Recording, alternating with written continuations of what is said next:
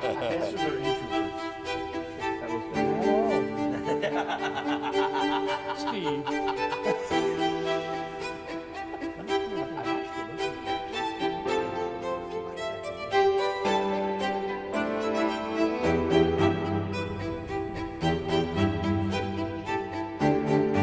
Believe it or not, I really enjoy people. When I get recharged,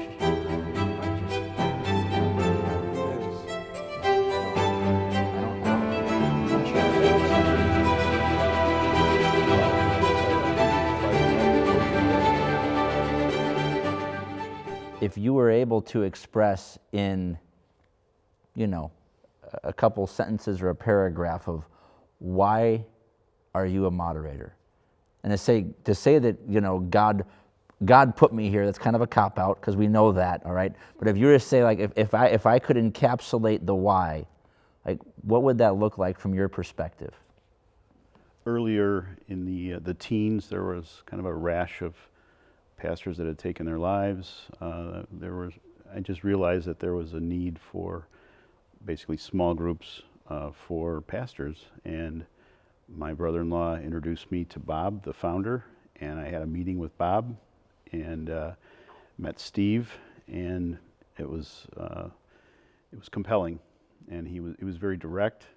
He was a business owner, I'm a business owner, and we just kind of connected, and he said this is something that's really needed.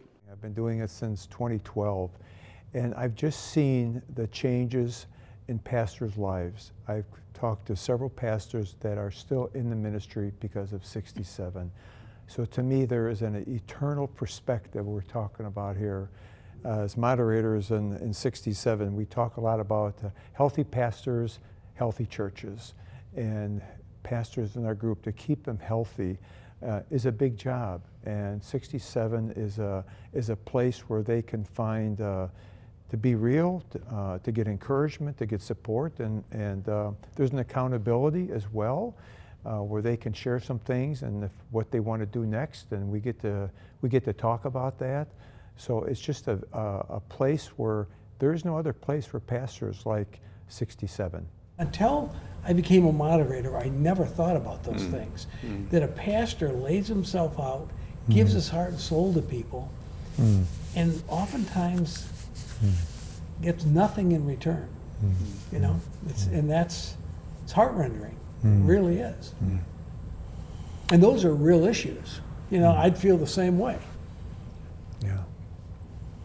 I think pastors do get hurt, and then their spouse, and I think 67 has a part of helping heal that.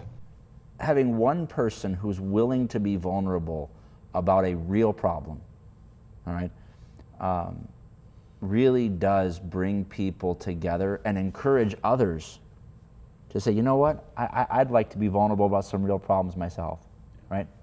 So in your experience, each one of you have moderated long enough that you have seen how that really impacts a group of guys. This pastor came in, he unpacked, right? And this is how the group responded to him. But then there was an opening up as individuals as well because of his willingness to share, be vulnerable, right? The example I just gave, others admitted as well they have the same problem. And that also changed the dynamics of, pastors, they're not immune from anything. They're not immune from anything. And having that place for them to be open about that, honest, to be vulnerable. The other pastors, there's grace there, there's understanding, there's no judgment. That's just again, to me, it's almost a holy moment when you can have those times together. So what you're saying is that pastors struggle with sin just like everybody else, but they don't have a place to talk about it safely. Yeah. Well put. So the last few minutes of the conversation makes it sound like 67 groups are primarily problem-oriented. Absolutely Would that be not. a fair assessment? When those things do come up, we address them, okay? But that's not just what, I never want to get, like I said, they play golf, they have life. Addressing specific sin challenges is not a monthly No. discussion. No, we have a lot of joy and a lot of celebration in our group, and I'm sure you do too. And the more you're together, the more you celebrate and have encouragement. Yeah, I would say laughter is a primary activity in our group. Amen. Yeah. Amen. Our pastors, they never teased each other. No, Yeah, right. Never, never. Yeah, kind of like this group. Yeah. So as you're sitting down with a group of pastors and one of your goals is to get them to strengthen each other, to build into each other's lives. So as you're sitting in a meeting, what does it practically look like to be sitting there and trying to help them engage with each other in constructive and life-giving ways? I think for me, one of the things that our format for 67 is there's a pastor who is the host pastor, and the bulk of the time is spent talking, he shares, etc. And as a moderator, we typically would call, we ask for an agenda, and we have a pre-meeting call with the host pastor. And quite often I'll just ask, what is it they want to get out of the meeting? And many times pastors, they just want to share with it. They want to vent, if you will.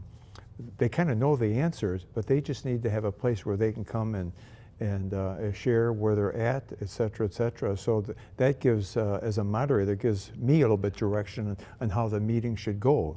It's very easy for others to start giving solutions, and that's not the purpose of that. It's the purpose for them to come and to share what's going on in their ministry, and more importantly, in their life, in their marriage, in their home, and their family.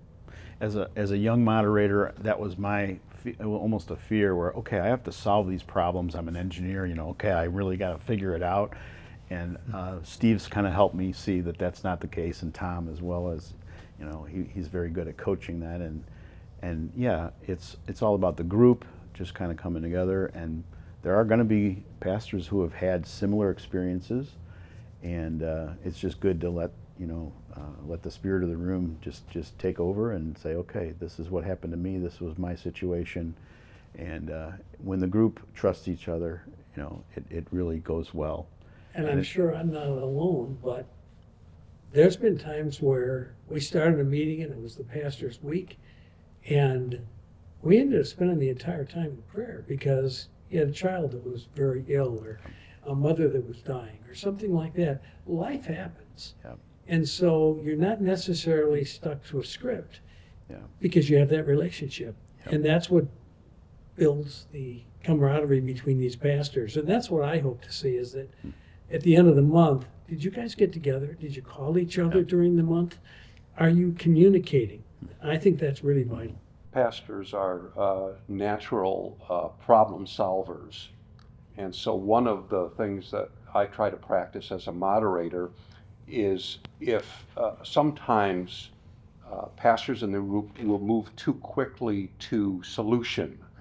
And I try to slow that down a little bit and say, well, before we get to solutions, let's probe a little more deeply. What questions do you have for our brother to unpack this a little more fully?